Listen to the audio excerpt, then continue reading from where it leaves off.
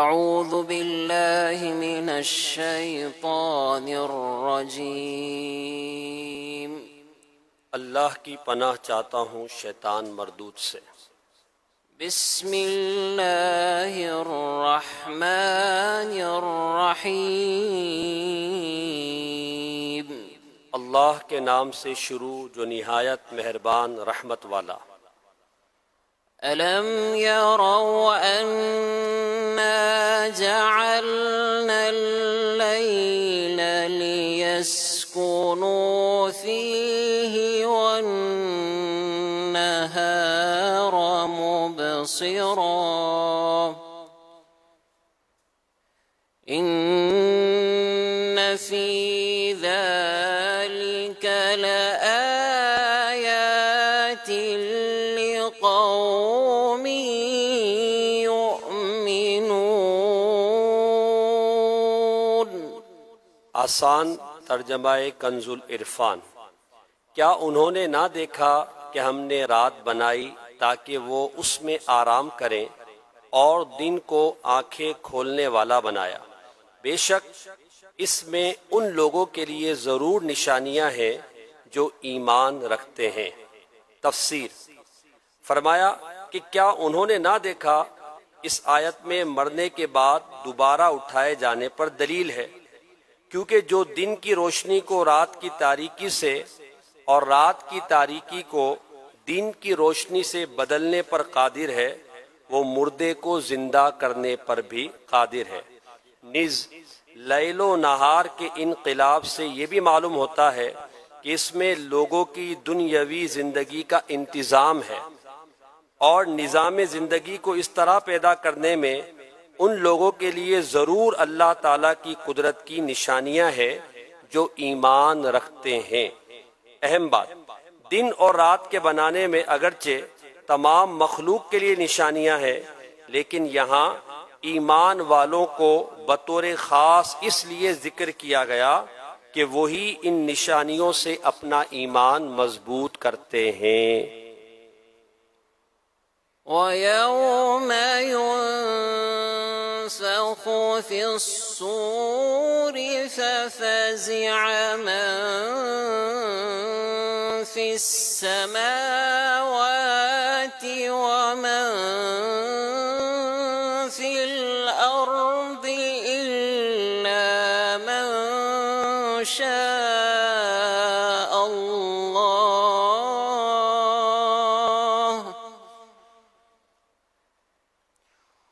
وَكُلٌّ أَتَوْهُ دَاخِرِينَ۔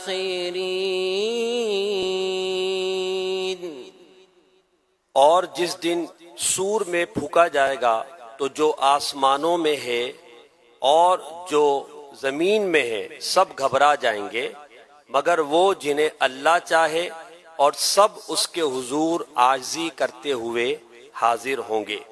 تفسیر فرمایا اور جس دن سور میں پھونکا جائے گا، یعنی جس دن بِإِذْنِ اللہ حضرت اسرافیل علیہ السلام سور میں پھونکیں گے تو اس کی آواز سن کر زمین و آسمان کے تمام جاندار خوف زدہ ہو جائیں گے اور اسی خوف کی وجہ سے مر جائیں گے، مگر وہ جنہیں اللہ چاہے، یعنی جنہیں اللہ تعالیٰ چاہے گا اور جن کے دل کو اللہ تعالیٰ سکون عطا فرمائے گا، انہیں یہ گھبراہٹ نہ ہوگی، اور سور پھونکنے کے بعد سب لوگ حساب کی جگہ میں اللہ تعالیٰ کے حضور عاجزی سے حاضر ہو جائیں گے۔ وَتَرَى الْجِبَالَ تَحْسَبُهَا جَامِدَةً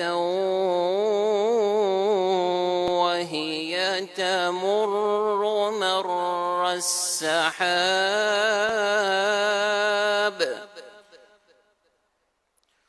صُنْعَ اللَّهِ الَّذِي أَتْقَنَ كُلَّ شَيْءٍ إِنَّهُ خَبِيرٌ بِمَا يسعلون اور تو پہاڑوں کو دیکھے گا انہیں جمے ہوئے خیال کرے گا، حالانکہ وہ بادل کے چلنے کی طرح چل رہے ہوں گے۔ یہ اس اللہ کی کاریگری ہے جس نے ہر چیز کو مضبوط کیا، بے شک وہ تمہارے کاموں سے خبردار ہے۔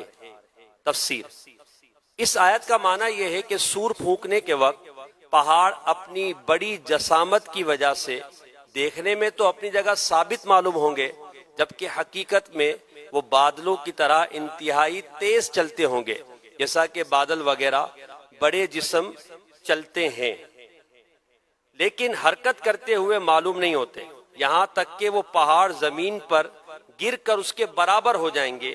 یہ اس اللہ کی کاریگری ہے جس نے ہر چیز کو مضبوط کیا۔ اے لوگو، بے شک وہ تمہارے کاموں سے خبردار ہے۔ صدق اللہ العظیم۔ اللہ عظمت والے نے سچ فرمایا۔